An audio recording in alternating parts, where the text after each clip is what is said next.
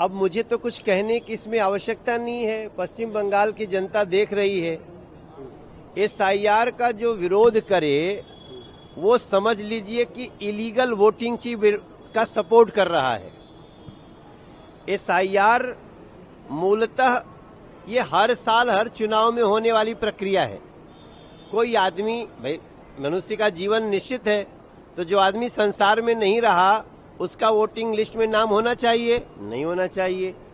जो व्यक्ति हमारे देश का नागरिक है वही वोट दे सकता है। भारत में रहने को तो बहुत सारे लोग आएंगे, हम कभी कभी उनको शरण भी देते हैं, लेकिन जो शरणार्थी बन के आएगा वो वोटर नहीं हो सकता। हमारे बाबा साहब भीमराव अंबेडकर जी के द्वारा जो संविधान लिखा गया है उसमें स्पष्ट है कि भारत का किसी न किसी कोने का नागरिक ही वोट दे सकता है और वो जहां पे है वहां वोट देगा। अगर उसका भी तबादला हो गया, कहीं और चला गया या वो घर और बना लिया तो उसका शिफ्टिंग होता है। अब इसका विरोध ममता दीदी क्यों कर रही हैं? जब ये सच्चाई पश्चिम बंगाल की जनता को पता चलेगा तब पता चलता है कि ये जो भी विजय हासिल कर रहे थे ये लोग इलीगल वोटिंग के फर्जी मतदाताओं के आधार पे कर रहे थे। पश्चिम बंगाल की महान जनता है, जो भी वो जिसको मन करेगा उसकी सरकार चुनेगी, लेकिन इलीगल वोटर्स ना रहे इसके लिए चुनाव आयोग काम कर रहा है। अब मुझे बहुत आश्चर्य है कि ममता दीदी इलीगल वोटिंग क्यों कराना चाहती हैं। जब भी एसआईआर होता है तो उसका समय दिया जाता है कि चलो ये 1 महीना 2 महीना तक आप बता दो किसका कटा, अगर गलत कट गया तो जुड़ जाएगा और जिसका कट चुका हो उसका वापस बन जाएगा। तो ये मैं पश्चिम बंगाल की जो स्थिति देख रहा हूं, मैं भारत के एक नागरिक के नाते আমার বাড়ি আছে এখানে, আমি অনেক পুরানো जी नागरिक आছি এখানতে। हमारे सॉल्ट लेक में हमारा घर है, हम यहाँ सर्विस करते थे, चाकरी করছিলাম। उसके बाद मुझे आश्चर्य हो रहा है कि ममता दीदी जैसा नेता वो इलीगल वोटरों की तरफदारी कर रहा है, वो घुसपैठियों की तरफदारी कर रहा है। ये ठीक नहीं है दीदी, एटा चलबे ना। पश्चिम बंगाल की जनता खड़ी होगी और आपके इस इलीगल वोटिंग का विरोध करेगी। भारतीय जनता पार्टी को मौका मिलेगा। सर कि जब वो विरोधी नेता थी उसी वक्त तब कांग्रेस की सरकार को पार्लियामेंट में कह रही थी कि यहाँ पर बांग्लादेशी आ रहते हैं, बांग्लादेशी हैं, इन्हें भगाया जाए, वोटर कार्ड रेडी किया जाए। लेकिन अब जब उनकी गवर्नमेंट है तो वो अभी छुट्टी बंदी रखी है, क्योंकि उनको सत्ता का नशा हो गया है। इसी को कहते हैं पावर का नशा। देखो, सरकार आती है जाती है, कभी हमारी है कभी तुम्हारी है, लेकिन जनता के हित की बात होनी चाहिए।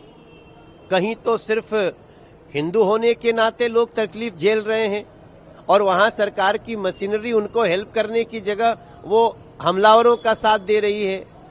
मैं बड़े विनम्रता से दोनों हाथ जोड़ के पश्चिम बंगाल की जनता से मैं प्रार्थना कर रहा हूं कि आप इस चुनाव में पश्चिम बंगाल को बचाइए।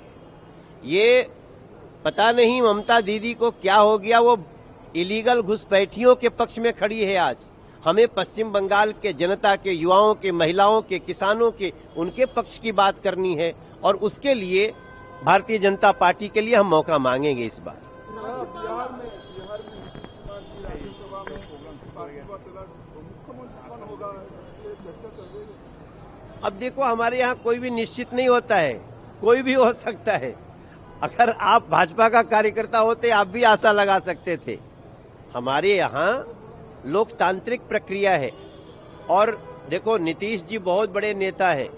उन्होंने जितना सेवा किया है बिहार का, एक बिहार बीमारू राज्य से लेके आज विकसित राज्य बनने के कगार पे है, तो उन्होंने अब डिसाइड किया है कि हम राज्यसभा जाएंगे। उन्होंने तो लिखा है खुद ही, हमको बोलने की जरूरत नहीं कि मैं एक राज्यसभा में ही कभी नहीं रहा तो अब वहां जाऊंगा। तो नीतीश जी हमारे नेता थे, नेता है और नेता रहेंगे। उनके विचार से ही जो भी बनेगा वो बिहार का मुख्यमंत्री होगा। आखिरी प्रश्न है, केंद्र वाहिनी बंगाल में आ पहुंची है इलेक्शन से पहले। इससे पहले भी आप जानते हैं कि इलेक्शन के बाद, इलेक्शन के पहले बीजेपी कार्यकर्ताओं पर हमला हुआ है, घर तोड़े गए, आग लगाए गए।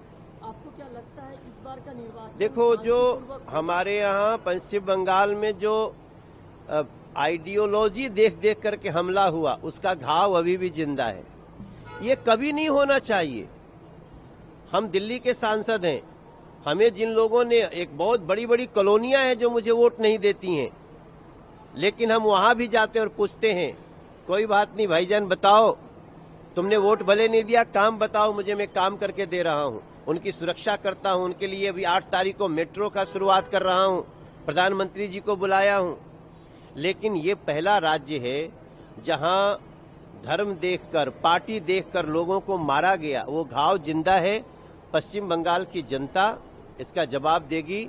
लेकिन हमारे वो कार्यकर्ता आज भी वो लहूलुहान होके भी खड़े हैं, क्योंकि हम मात्र बीजेपी के लिए नहीं खड़े हैं, हम पश्चिम बंगाल को जिताने के लिए खड़े हैं।